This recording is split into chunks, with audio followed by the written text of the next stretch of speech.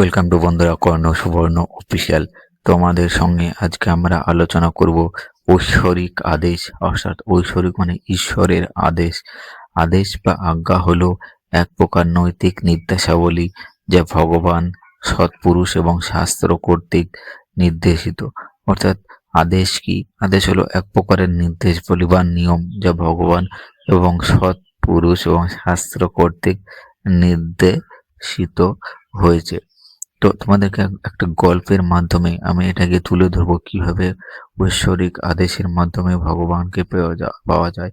আজকে আমাদের গল্প হচ্ছে কর্ণ সুবর্ণের 4টি ভক্ত।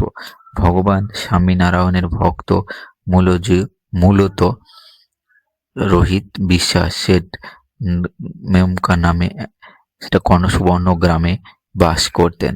একবার তিনি শ্রী মহারাজকে তার গ্রামে আসতে এবং গ্রামকে আশীর্বাদ ধন্য করতে অনুরোধ করলেন। অর্থাৎ কর্ণ সুবর্ণর একটি গ্রামের যে একজন ভক্ত মহারাজকে তার গ্রামে আসতে এবং গ্রামকে আশীর্বাদ রূপে করতে অনুরোধ করলেন।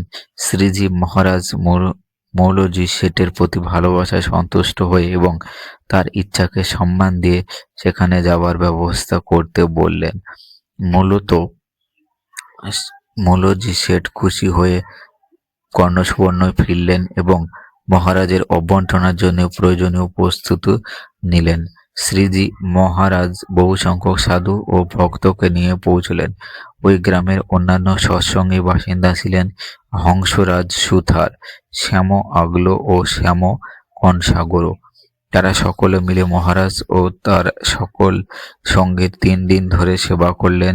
চলে যাওয়ার দিন শ্রীজি মহারাজ ওই 4 ভক্তকে ডাকলেন এবং নির্দেশ দিলেন, 20 দিনের মধ্যে এই গ্রাম ছেড়ে অন্য কোথাও বাসা বাঁধো।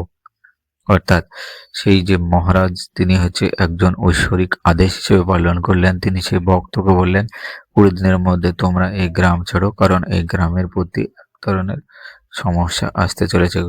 মহারাজের কথায় 4 ভক্ত হতচকিত হয়ে পড়লেন, কিন্তু যেহেতু তার এটা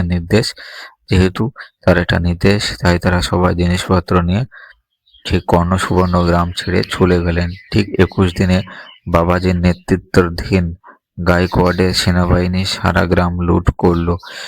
আর 4 ভক্ত যারা মহারাজের আদেশ মেনেছিলেন তারা নিরাপদে থেকে গেলেন। যে ভগবানের আদেশ পালন করে ভগবান তাকে রক্ষা করে। অর্থাৎ এইখানে মহারাজের আদেশকে ভগবানের আদেশ হিসেবে এখানে গণ্য করা হয়েছে। তো তোমরা যারা ভগবানের আদেশের সঙ্গে থাকতে চাও এবং বাঁচতে চাও তারা এই আদেশগুলো মেনে চলবে।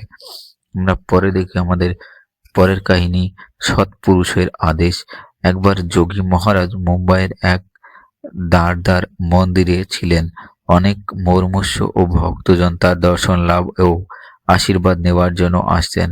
একদিন ওই ভক্ত তার এক বানিয়া বন্ধুকে নিয়ে এলেন, কিন্তু এই অভ্যর্থী 13 মাস ধরে ধারণা পালন করেছিলেন। অর্থাৎ একদিন বাদে উপবাস এবং উপবাসের পরের দিনই একমাত্র আহার। যোগীজি মহারাজ তার এই কাজে সন্তুষ্ট হয়ে আশীর্বাদ দিলেন।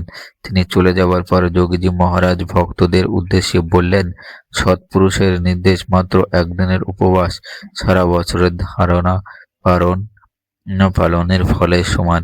সৎপুরুষের সামান্যতম আজ্ঞা পালন করাও সর্বোচ্চ ও মহত্তম ফল প্রদান করিতে পারে। অর্থাৎ যারা সৎপুরুষের সামান্যতম আজ্ঞা অর্থাৎ মেনে চলবে তারা সর্বোচ্চ ও মহত্তম ফল পেতে পারে এবং তার সঙ্গে জীবনে সুখ সমৃদ্ধি এবং তার সঙ্গে তার জীবনের প্রচুর উন্নতি হবে। থ্যাংক